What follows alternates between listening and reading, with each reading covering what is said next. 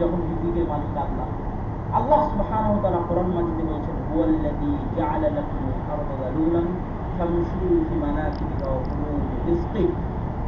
ওই আল্লাহ সেই আল্লাহ যিনি জমিনকে তোমাদের অধীনস্থ করে দিয়েছে, এই জমিনে তোমরা বিচরণ করো আর এই জমিনের রিজিক খাও।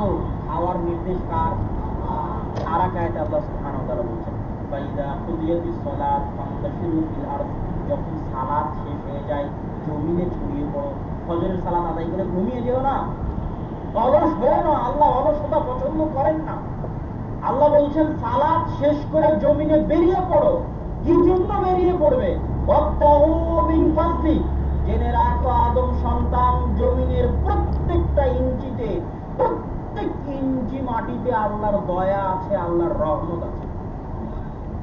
ওই আল্লাহর দয়া রহমত অনুসন্ধানের জন্য বেরিয়ে পড়ো।